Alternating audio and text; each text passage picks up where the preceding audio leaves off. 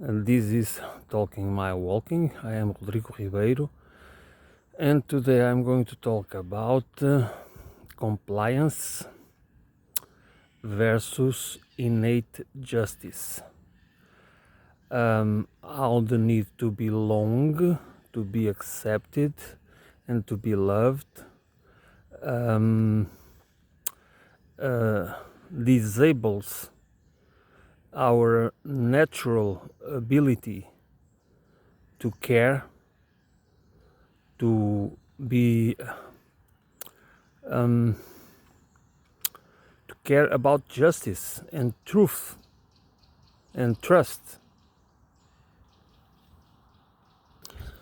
The sense of justice is innate on human beings. What we learn about justice and the law and the rules and everything else is one thing. The sense of justice is innate on us. So the values as social beings, the need to bond, the need to be accepted, it is, and to be loved. And it's part of the, to be successful. If you need to be successful, you need to be accepted, and accepted in circumstances that are created that make us comply with the rules that have a purpose, and that purpose is to make a system function, to adapt to a system, to a socio-economic and political system, legal system that transforms who we are. That's what compliance is. Compliance is a process by which we force ourselves, willingly or unwillingly, to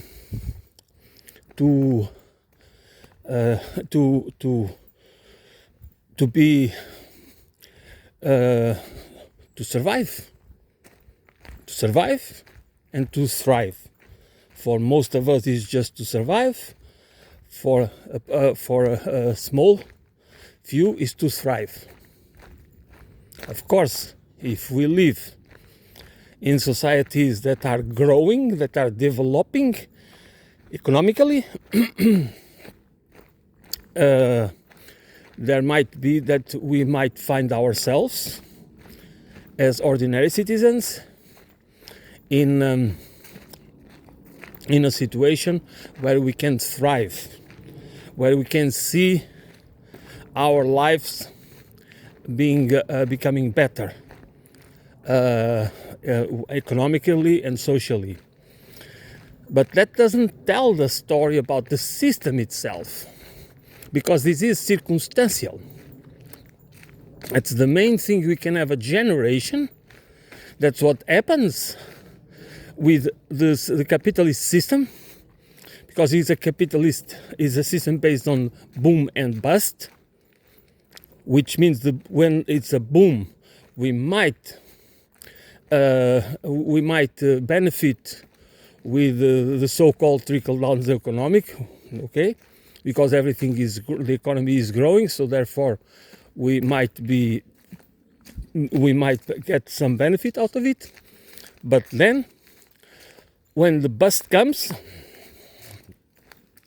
we just are wiped out. What we are supposed to love, and not only to love, to worship,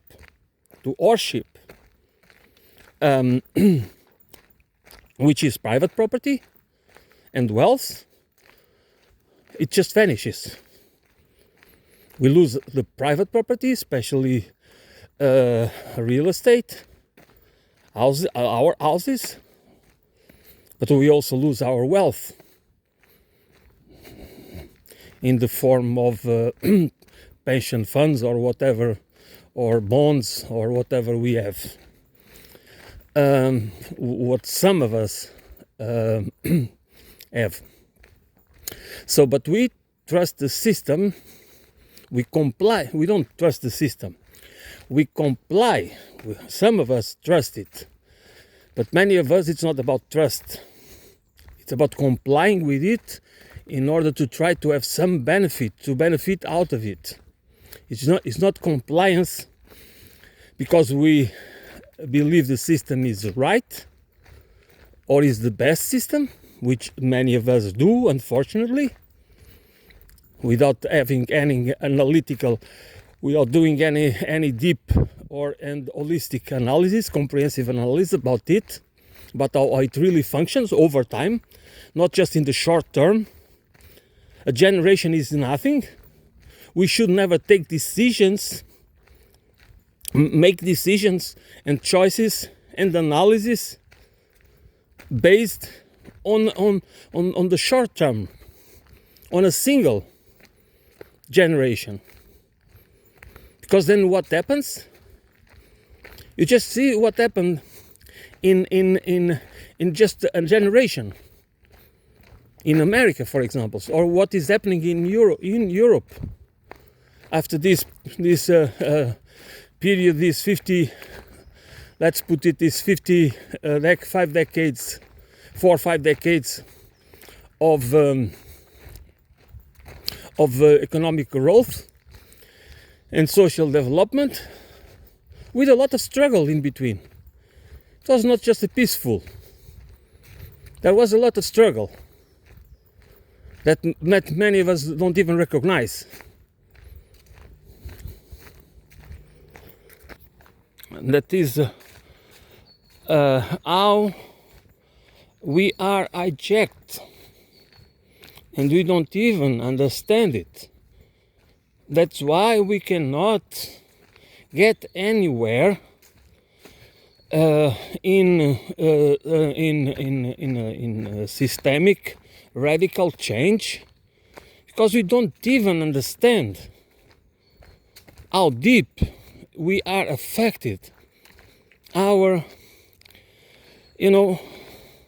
truth, justice, and trust are essential.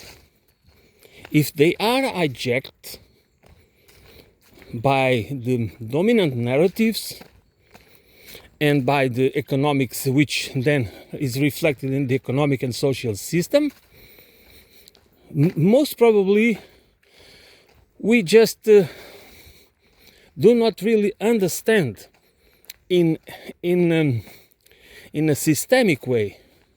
We don't have a system analysis that allows us to have a comprehensive understanding of what's going on outside of us, but also inside our brains, inside our mind. When we lose our social connections, or when we are atomized, this feeling of being separated, that we cannot trust, and there is no justice, and truth doesn't matter. It's just like that.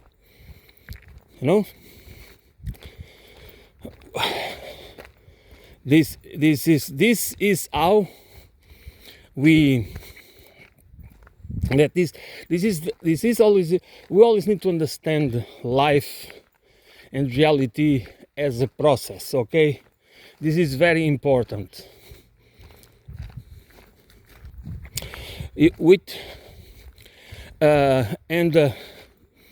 when we lose this ability, it is a disability. It is a very deep that transforms us into. This should be considered a disorder, a social disorder. There are so many called psychiatric disorders, that mental disorders, which are social disorders. If you cannot trust, if you lose the ability to trust, and if you see that the truth is, it doesn't matter, because everything is about fake and misinformation and disinformation and lies. So justice doesn't exist. What you have is a sick system that makes us suffer mentally and emotionally, but out of this is social disorders and not mental disorders.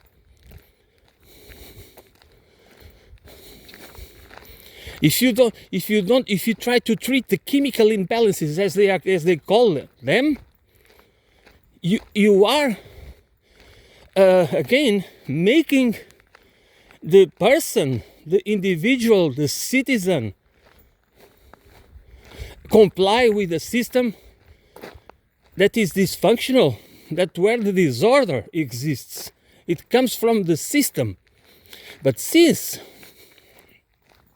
the system cannot be challenged because it is there is no alternative, Tina, and it has to be us, atomized human beings, social beings that live in this condition of feeling separated from each other, competing with each other, and not trusting each other.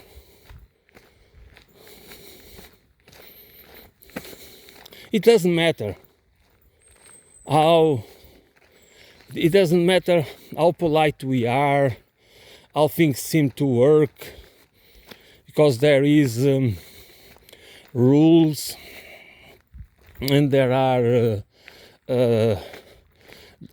laws and habits and things that they seem. Society is functioning to a certain level because we need to if we need to comply with the system in order to survive, we are making it working.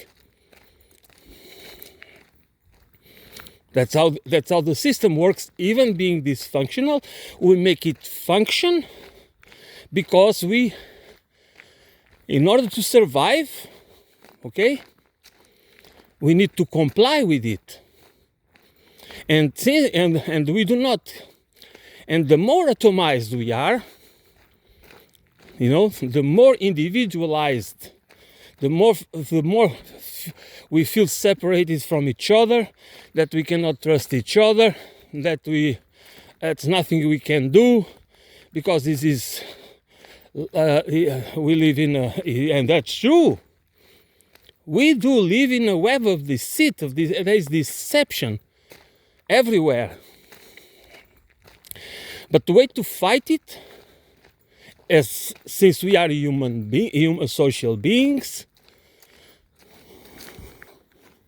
is by training ourselves through a conscious, a transformative process that helps us to become conscious of the need to build trust, to care for truth, and to fight for justice. Because This is the basis for any. If we want a functional society, if we want really a humanized civilization, what I call ecological holistic civilization, not only ecological, with a social and ecological political economy, which means economy of sufficiency and the reciprocity. This is the economy. An economy isn't about a consumption economy. It's not about mindless consumption. We are consumers, but we are not consumers in the sense that we understand it. We need to consume. We need to eat. We need shelter, and we need basic things in order to survive and to thrive and to have a good life. But when we transform this, because what is a consumer society? Consumer society is to make us dependent and addicted to services and goods that actually we don't need them, but we become addicted to them. They become part of our lives, and therefore they transform us. Because everything in life is relational. So we establish there is these relations that we build with our devices. There is a relation between me and this device I'm using to record this conversation. And that has always an impact that produces a certain change, behavioral change. It doesn't have to. I'm not implying that it has to be negative or positive. There is always two sides. Any coin has two sides, or every coin has two sides. What we need to understand is to wait, to be able to wait. If the consequences, the consequences not on for us, because we always are supposed that this is a atomized, individualized perspective, to suppose which negative impact it has on us as individuals or families, individualized families, or private companies, or private interests, because that's how the system is built. That's why it is very important that we understand it is at the systemic level, at the structural, to go to the roots of the problems and to understand how these systems changes and the effect are. I mean that then we. Otherwise, we are reactive, and we are, which means that we try to adapt, even when we are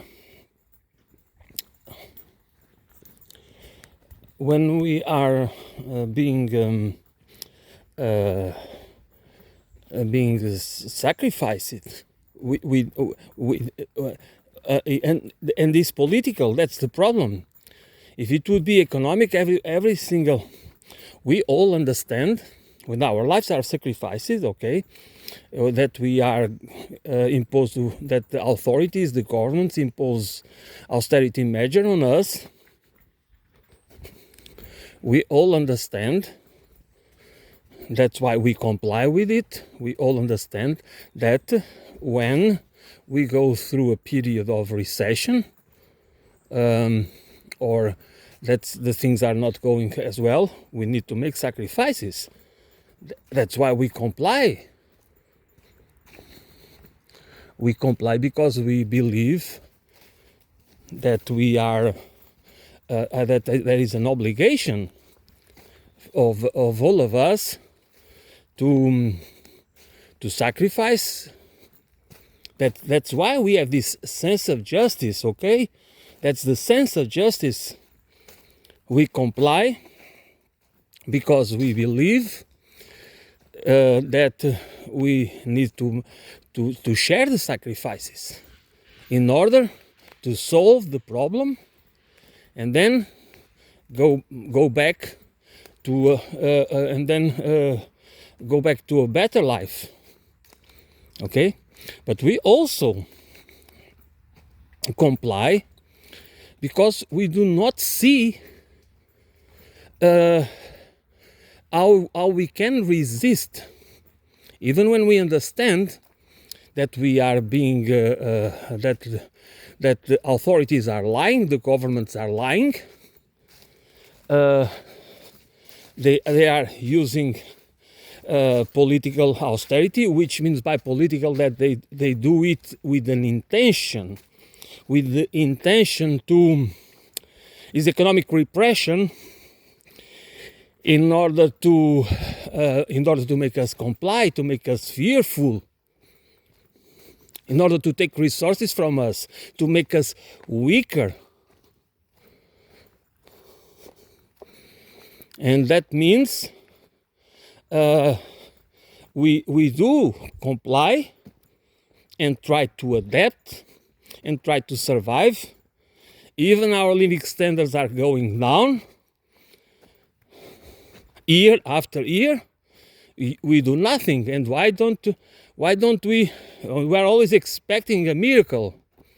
You know, that's that we can, or to find a solution for ourselves, okay, for our problem, because that's the deep belief that in the end we are always alone. Yes, and that is true, because that's how the system is built, to make us feel that way, to make us feel that we have we can only count with us, and we have to be resilient, and we have to be strong, and we have to fight, and we have to sacrifice. Always framing this the reality in a way that omits the need to unity, the social cohesion, the true social cohesion, which is our ability to organize, to come together, to be what we really are, social beings. Okay? That's the reality of social beings. Solving problems together, cooperating.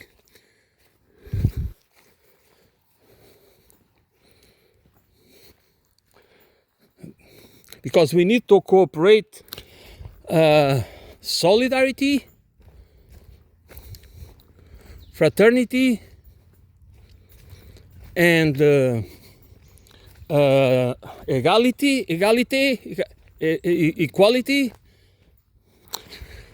are not empty words. That's the way we live, the way our reality is built. They are empty words, that's for sure, because they are not embedded in the social and economic system, in the political system. That's why we need to understand that a society, any societal system, doesn't work or just works for the benefit of the few when the values and principles that are that should be attached to truth, justice, and trust, they are not part of the structure and institutional structure of that societal system. And that's why we behave in ways that go against our best interests. Because we have been changed. There is one thing we share as human beings, is this ability to adapt. Our minds are shaped by the values and principles and systems, economic, political, laws, culture, and everything else. That's what shapes our identity. That's what makes us understanding ours. That's how we come to perceive ourselves. And that's why if we don't come to grips with this, we always adapt. We always comply until the levels of exploitation, the extreme that the capitalist class, okay, that the most sociopathic, opportunistic, psychopathic, self-centered, megalomaniac, narcissistic people among us, that's the ones that rule the system, that own the institutions. They have the power, they control the wealth, they control the land, the territories, the people, and they control the minds. And that's exactly what is what is our situation. And then we need to be in deep despair. We just suffer. We see our children, the lives becoming harsher and harsher. People losing their little possessions, or they losing their houses, and we blame them. We label them losers, and we try always to excuse the system. We buy into excuses to justify the system, the very system that creates the problems.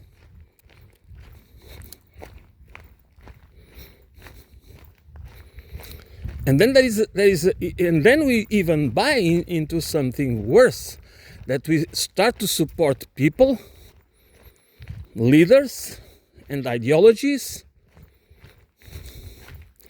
that they sell. They sell stereotypes of freedom, and they will clean the system, but that's only bullshit. Because if you do not confront if you do not go to the roots of the problems, which is always the concentration of wealth and power, the control of the real assets and capital, and the control of the narratives, what are we challenging? Nothing. We are just buying into changing the system for worse.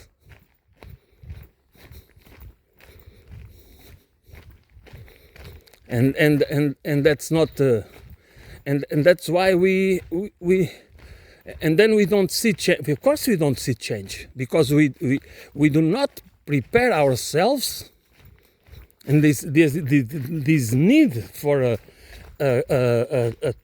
training of a conscious transformational process that brings us to the core of the problem.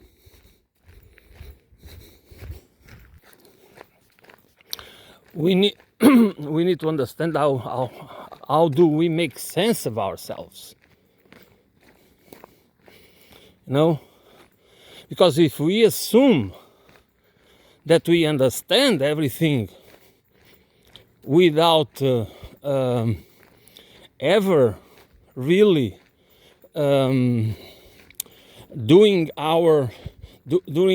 analyzing or putting things in perspective and confronting our convictions and beliefs of how we acquired those same convictions and beliefs, and why do we comply with certain things. I mean, if you do not have this kind of how can we really understand it? Because we always assume that we know, and that is wrong.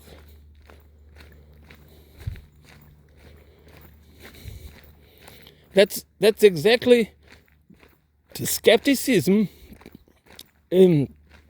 Is not only about being skeptic about what is outside of us. It's also about being skeptic about our belief systems,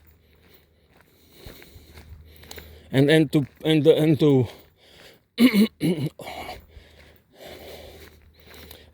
otherwise we are always.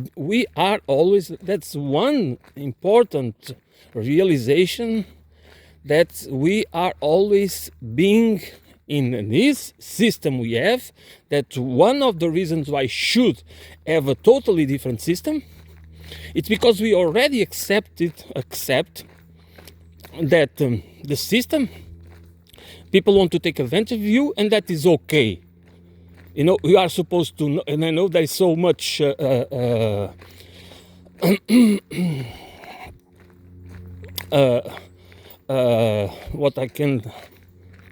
deceptive advertisement, and in the supposition that we are sovereign individuals, okay, that we have the ability to sort things out, that we are not manipulated. That's already a totally wrong assumption and conviction about a society. That's the opposite of what it should be. We cannot ever have a functional society by rewarding or by allowing people to take advantage on the on children, for example, on and I'm talking about as consumers, and taking advantage of their parents also through the children, but also on adults, because we are adults and we are responsible, and we need to be responsible, but we are also vulnerable, and if we do not put those vulnerabilities and weaknesses into the equation, we have a society that is controlled by the worst people, because they are the ones that benefit of the loopholes, because they already create them. And then we just, if we have this, do not understand this, and do not think that it's necessary to do something about it, and if you do not go into that without trust and justice and truth, if those pillars of freedom, of true freedom, okay? True freedom, because we cannot build freedom, individual, personal freedom, without cooperation, without solidarity, fraternity, and equality.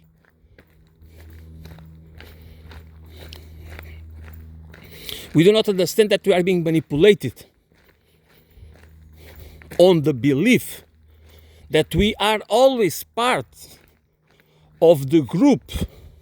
Somehow, most of us believe that we are smart enough to sort things out, but we are not. We are very limited, even the ones that are very smart. And we are very limited by exactly the more we have sensitivity. Let's put it in, the more humanized we are, which means the more we feel empathy and compassion, and we want to cooperate, not to take advantage, and that's the characteristics of human beings, of a social being that has survived exactly because of these features. These are innate features of the human condition that we need to take seriously. If we can, aren't we competitive? Yes, we are. Can we not be a little focused on ourselves? Yes. But that doesn't necessarily, because competition is always, it has to be always a gender, a sexual issue, because there is this competition for the access. This is always there in every species, especially mammals, and therefore we need to have an understanding that males compete for females, for example.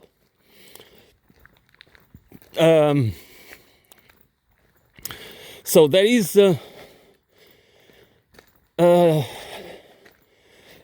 we cannot allow the point I'm trying to make, that we cannot allow people to emphasize the characteristics that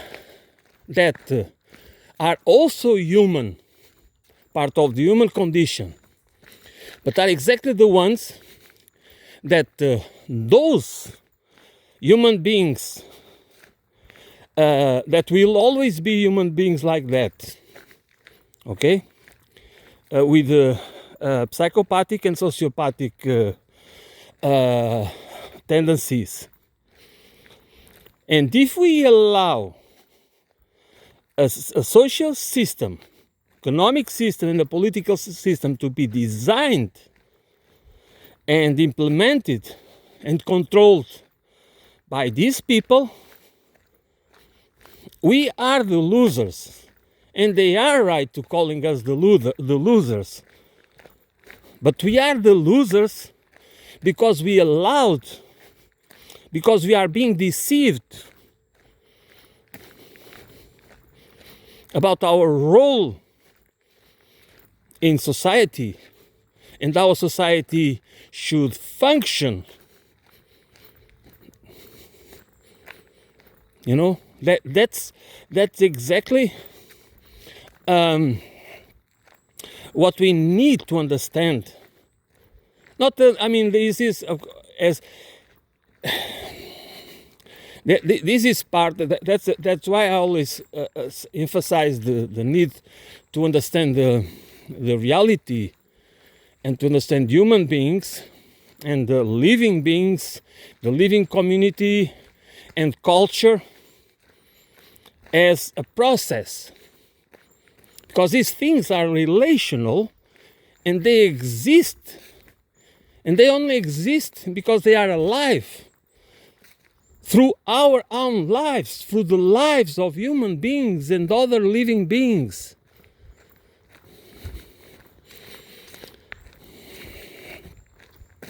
In the web of the system, Earth systems,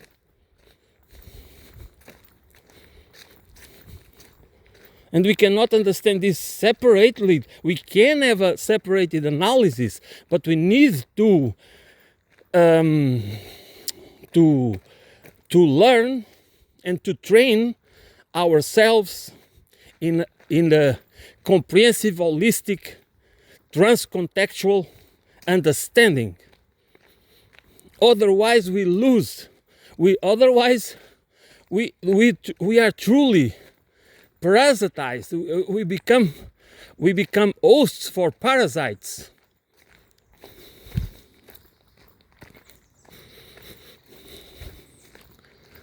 No, we become just colonized. It's not only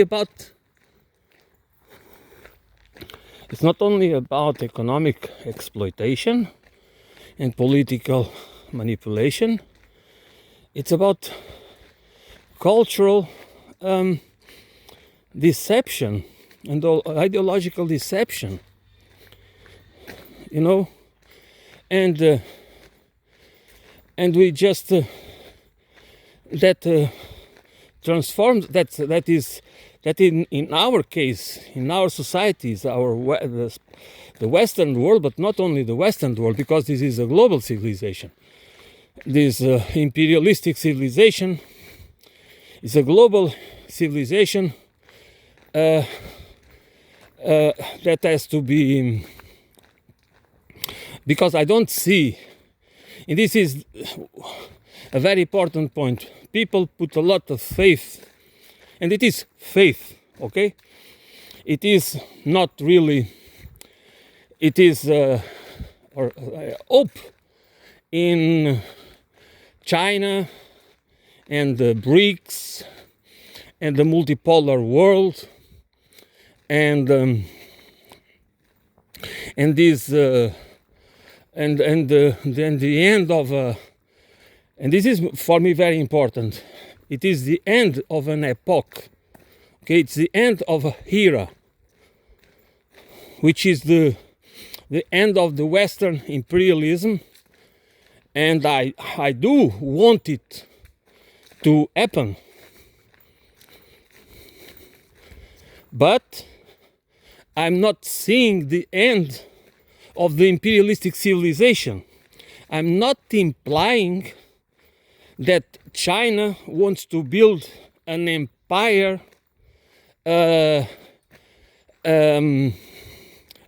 Western style.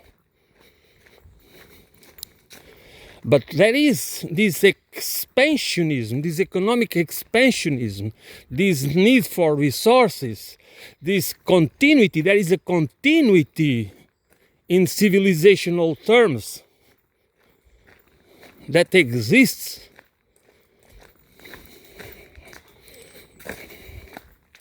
That we need to be aware. Not by being, I'm not against, this is not being, this is not a baseless criticism.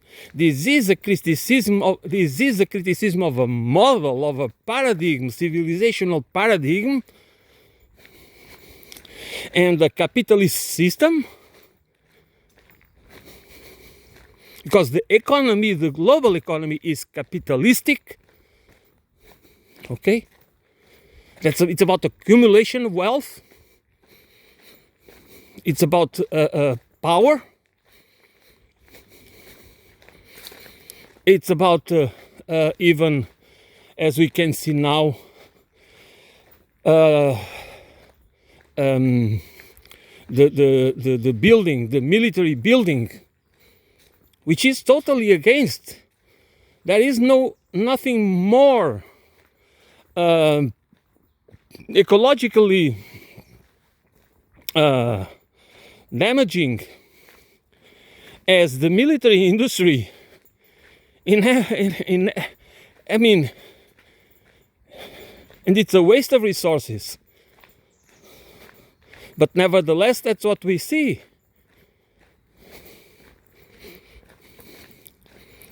And then do we?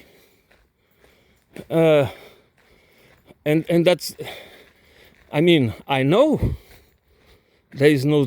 I understand that China and Russia and this. Our leaders, our Western wonderful leaders, tell us that we are the ones that are in danger, which is exactly the opposite, because we have been the ones, especially the Americans, that have been building bases all over the world, encircling China and Russia, and trying to have the upper hand. It was the Western imperialism that was trying to build a truly global empire, to have full spectrum dominance. The Chinese and the Russians, they have been in the defensive. In order to protect their sovereignty, even if it seems like the common sense might lead us to believe that the Russians are the aggressors because they invaded the Ukraine, but that war was already going on. That was the Russian-speaking oblasts were already being attacked, so there was already the idea of using Ukraine as a bulwark against Russia was part of the Western imperialistic project for global dominance. And that's why we have this situation, because then we have this mentality that the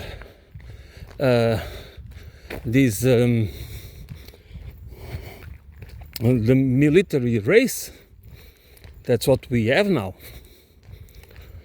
and eventually the possibility of a bigger war, for the Third World War, that we might be that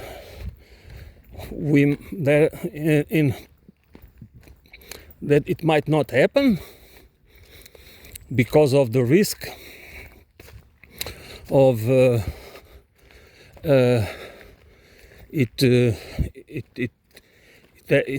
because there is the possibility of ending in a nuclear holocaust is very, it's real, it's not fictional, because there is no solution in a conventional war.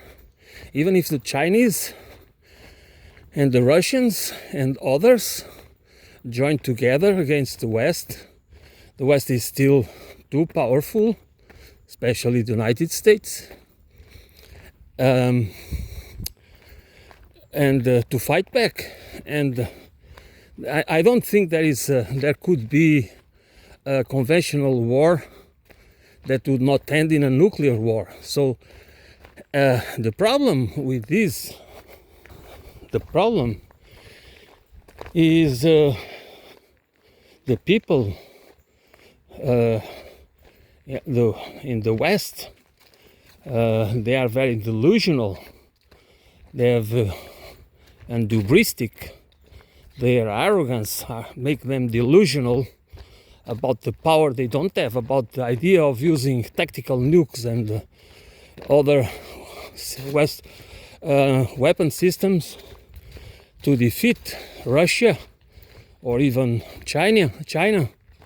I mean, this is a real problem. It depends on which faction will prevail in the people that make the decisions at the military level, not only political level, but the military level. Because who controls the intelligence? You know, the permanent bureaucracy. And therefore the permanent bureaucracy now, we have these companies like Palantir and other tech companies, including Israeli tech companies. They play an important role in the information age, and then they can influence decisions. So these tech oligarchs right now, they are playing a huge role in this process. It is it is more dangerous than we believe, but it depends. The outcome of this inflection point, historical inflection point, can I believe nobody knows what kind of outcome. Nevertheless, we seem to be impotent, which means we are powerless, and the more atomized and individualized we are, the more the more powerless we feel. So the only way to build resistance, it is through the process of building trust, justice, and truth. I mean, to understand the need to organize and unite, because it is true, the proverbial that we are all in the same boat. In this case, is true, because we are, the upper classes and the elites, they try to tell us that we are all in the same boat. Of course we are not. They are in their yachts, and and we are only invited there as servants. A few of them. That's what for they want us. So we are not all in the same boat, but we, the people, at the grassroots level, as part of the working class, the lower classes, the middle class, most of us, which is the large majority of us, we are in the same boat. And that's why our divisions need to be put in perspective.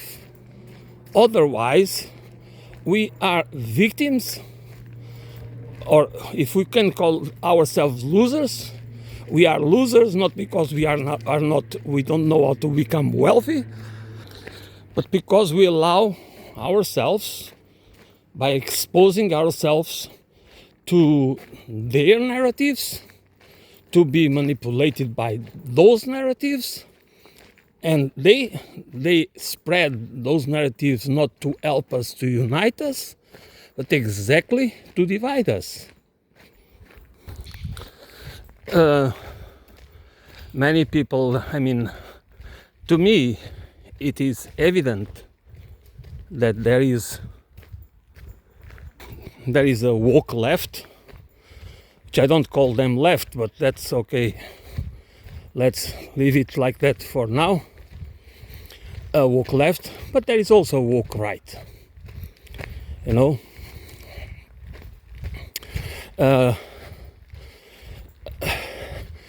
And of course, and why is that? Because it is exactly about polarization. It's about making things look in a way that it's only possible to have this extreme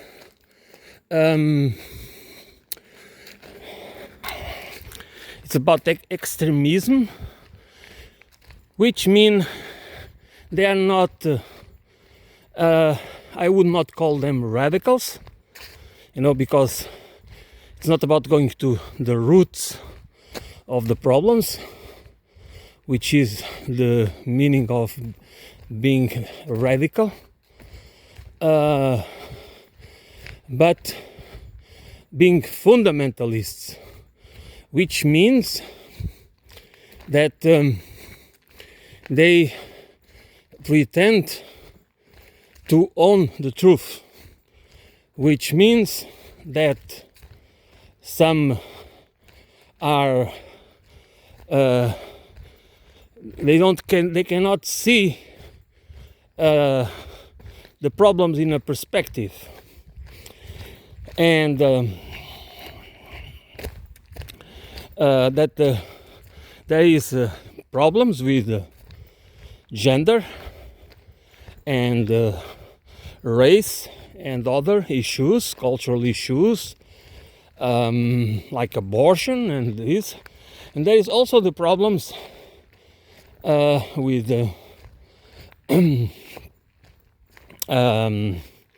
for example, immigration. Okay, but this extremism that seems to be that makes us, that is used to divide us, it doesn't mean that the problems don't exist. And that's why we should be radicals.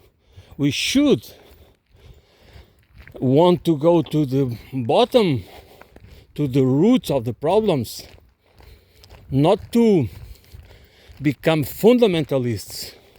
Because when we become fundamentalists, culturally and ideologically and politically speaking, we are ready to become tools, useful idiots in the hands of manipulators, political and cultural and ideological manipulators. And then we might put our trust in people that are lying to us because they are using us, which is a form of lying. Okay? Because we just become tools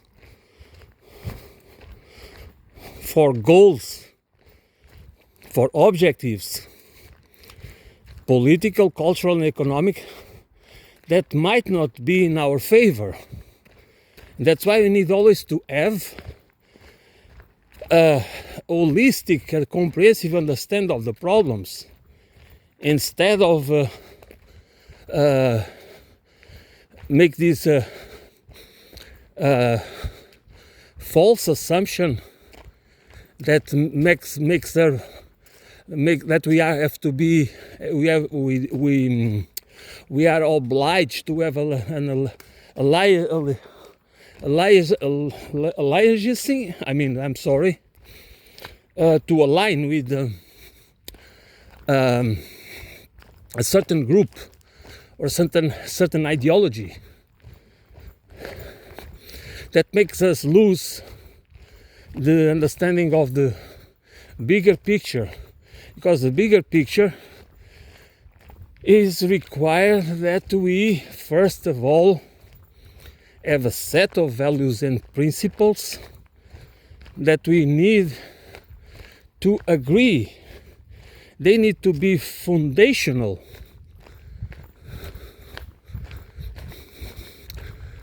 There is a few ideas about society and human condition and well-being that need to be that we need to agree upon. It's not about human rights. Okay, I mean, of course it's about human rights, but it's not. It is the principles and values that need to be the basis of the institutions that are required for a functional society.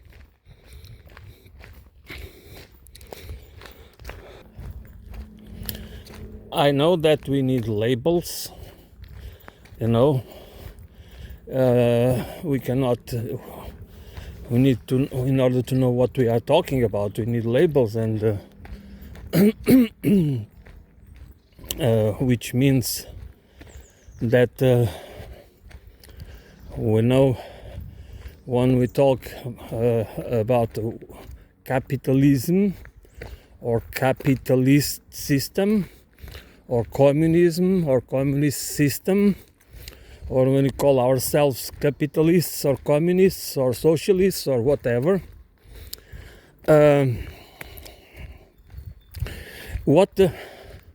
my point is, if we do not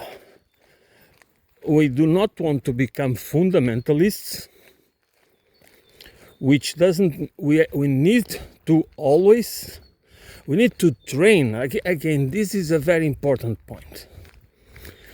We need to train ourselves not to build a shell or a shield against other people's views. Okay? Because if we want to build a civilization and a society based on cooperation, solidarity at the national and international level, we need to have a set of shared values and principles. And that's where fundamentalism, extremism is against it. But by being a moderate, moderation seems a nice word, but sometimes just means to compromise with the devil. You know, that's why we have been over already decades believing that we cannot trust people that have radical ideas or they don't want radical change, because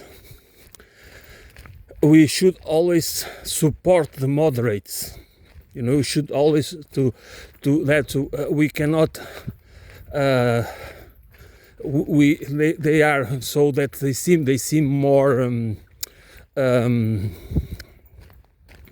it's better that we don't support radical change, because the outcome, we don't want really to change anything, we just want to implement, to solve some problems. But when we see and feel in our own lives that thinks that we are going in the wrong direction, and we still support the same people, the same ideological and political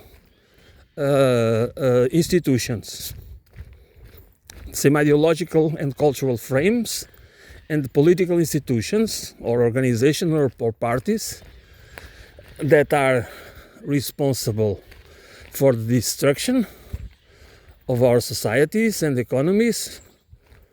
I think it's time for change, and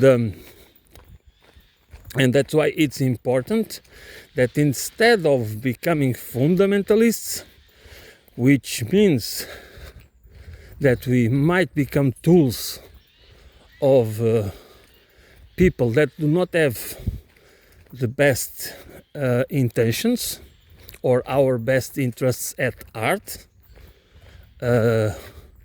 we should not support them, because we need to support ourselves. And how can we support ourselves? By becoming and by demanding political and economic agency,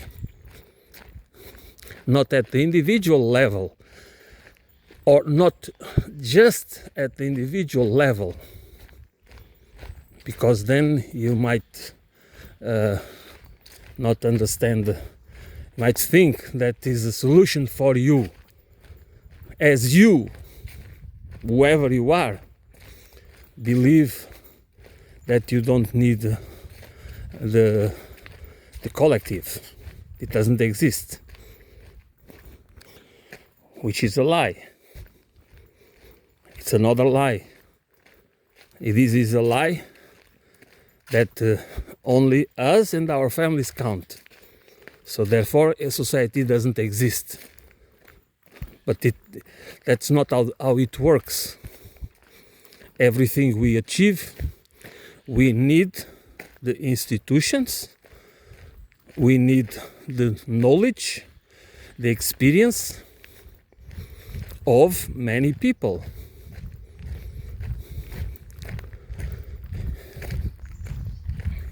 It's not only about us. It's not only about our families. It doesn't mean that it's not important, our contribution, individual, at the individual and the family level. It's not the point. The point is that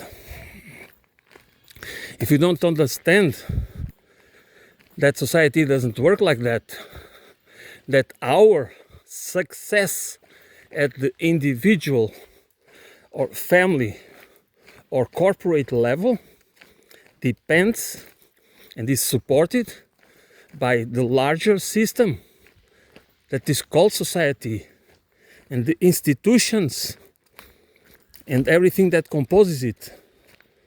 Otherwise it would not work. And we need not to be fundamentalists about it, as many people should not fall into the right fallacies, the ideological fallacies that try to make us support the accumulation, the unlimited accumulation of wealth, and the primacy of private property and privatization, and proprietary rights, and these kind of things, which they do have a negative impact on our lives, on the lives of the many, on the lives of those that are going, they want us to support them. But they are going to use us, as in the left, which is not left, when they try to use cultural wars and the wokeism, the woke culture, in order to weaponize us, to make us extremists and fundamentalists,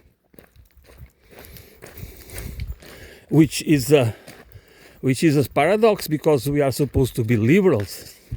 They are supposed to be progressive liberals and progressives to defend progressive ideals and freedoms, but we are not. We are being fundamentalists. But the problem is that we are being instrumentalized. But at the same time, we are led to believe that it's our choice. No. There is a frame. And since we only understand things, we only understand reality through frames, cultural and ideological frames, those can be used to instrumentalize us. And that's how it is. It is required that we go through a process of conscious transformation that helps us to see through these kind of lies and manipulations. Otherwise, we become useful idiots, disposable peons, and cannon fodder when necessary, because we are just tools. And that's why the line, it's blurred.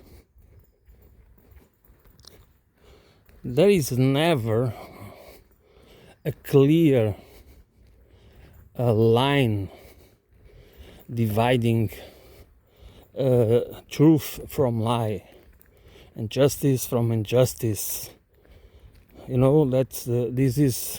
This is not because truth is relative and justice blah blah blah. No, just because this is truth and justice and trust. They are relational, which means that we cannot make sense out of it, but through a relation with something else, with the reality, with the real cases, with facts. Not because again, if we do not, if we just make sense of it through narratives which are ideologically and culturally framed, and then we do not put the values and principles as the tools used, as that used to lens to scrutinize them, we are easily instrumentalized by narratives, because narratives is how we make sense of the reality. We have been telling stories to each other since we developed language, symbolic language, and creative imagination. And there is nothing wrong with those stories. The problem just comes when certain groups or individuals just use the stories, just design the stories, just create the stories with the purpose of manipulating others. And that's our reality. To justify exploitation, to justify control. And that's our reality. And that's why stories matter, but we can only have a critical and analytical approach of them if we have ourselves a frame of values that we can use to put the stories in perspective. Because there is a moral narrative, there is a moral message that we need to be able to understand if it's if it has consistency or not.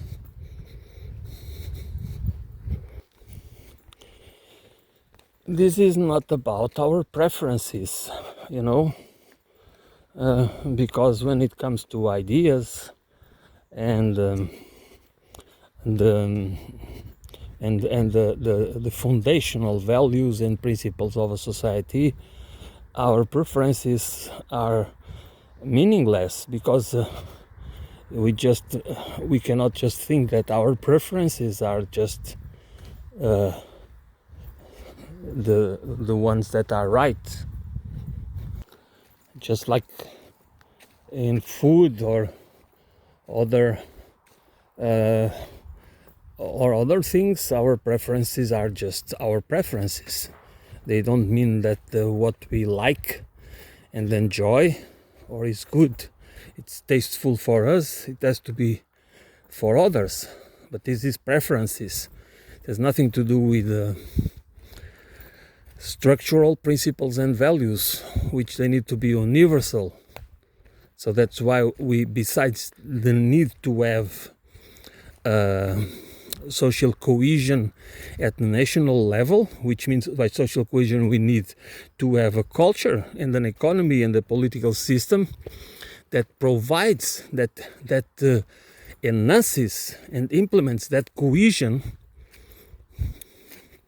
not by atomizing us, but by implementing policies and laws and rules that do enhance our participation, our agency, political and economic. Not just as, but that we take care, that we care about our individual interests, just pursuing our individual interests, but that we understand that we are part of a society, that whatever we achieve is through that society, that could not happen without the society. Even we are successful at the business level, if we produce something to sell, we need others to buy. So you need the society. So it is the society that gives us the opportunity to become wealthy. I'm not talking about business that you just make money without producing anything, just through speculation and fraud and financial instruments that are fraudulent. That is a Ponzi scheme. That's another layer that we need to understand. These people are not businessmen, they are crooks. When you talk about firms like BlackRock or Blackstone or Vanguard or other people like this, or these big bankers and financiers, we are talking about people that do not produce anything of value to society, and they use their wealth for political influence and cultural control. That's what they do. That's why if you are part of the majority of the population, middle class, lower class, working class, whatever you want to call yourself or you think you belong to, you are delusional.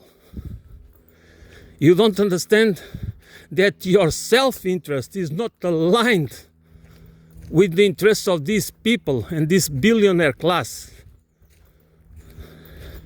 They could not care less about your well-being, our well-being, and even the collective well-being of the society.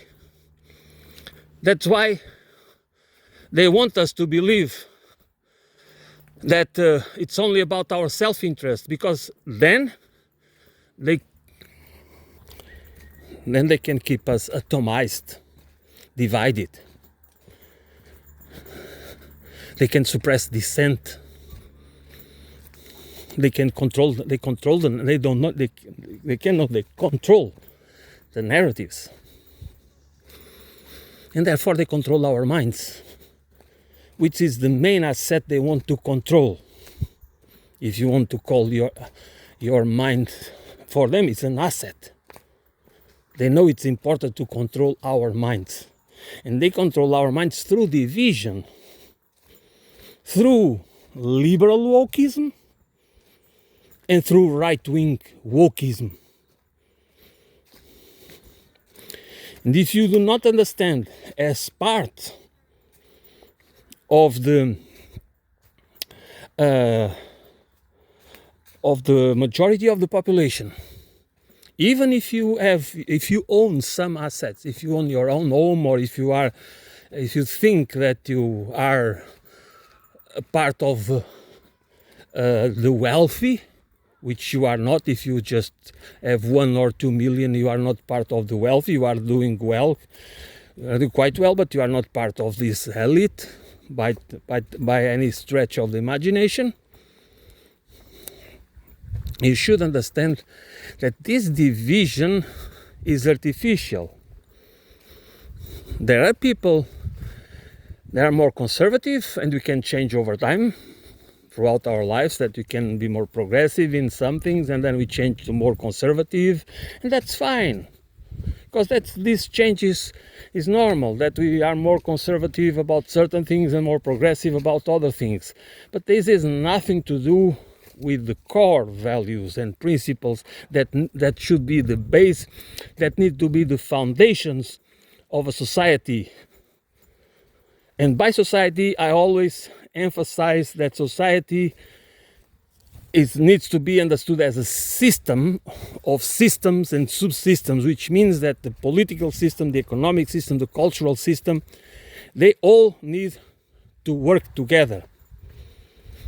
I mean, they have the purpose of keeping the cohesion of society,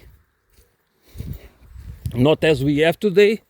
They have the purpose of keeping us divided, because the main division is class division, which means that that's how they weaponize us in order to extract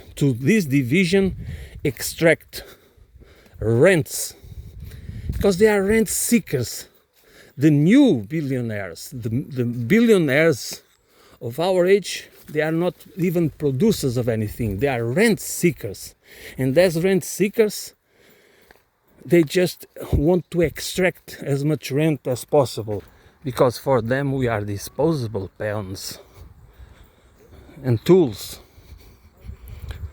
We have, if they can, that's why they don't care. When we do not, when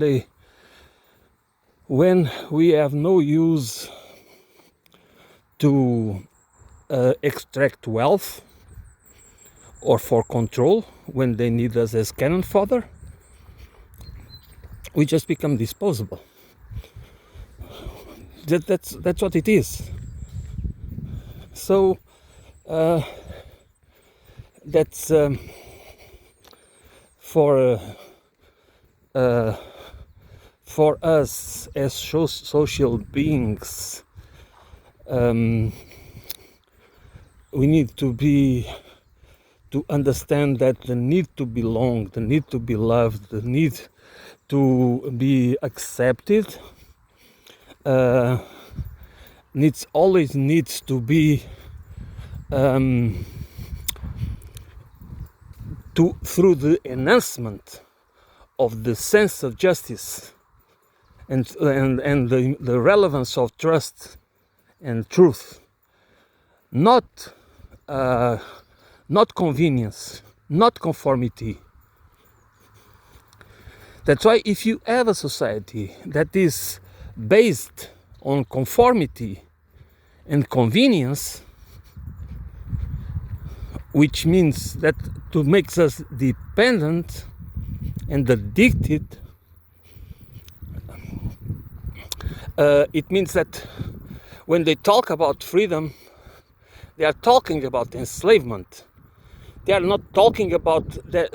They don't want us to be free, and freedom always starts with mind freedom, with the freedom that we do have. We are incentivized to build the narratives that makes us free, not to absorb narratives that are to make us compliant, to comply, and to become tools by accepting roles and functions in exchange of a reward.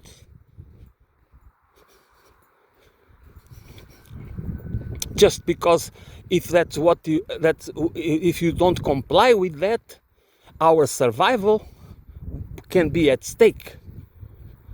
That's not freedom, that's compliance. That's conformity. Freedom needs it requires the ability to confront power, the power structures. To the economic coercion, political repression, cultural absolutism, which is when you believe in Tina, there is no alternative. What you are confronting is an ideological absolutism, a dogma. And this is not freedom, and that's why we need to do something about it. And we can only do it by debating it, by discussing it, by being open-minded, by building a slow process of conscious transformation to open our minds to really true freedom. Okay, I'm going to end it here for today. Thanks for listening.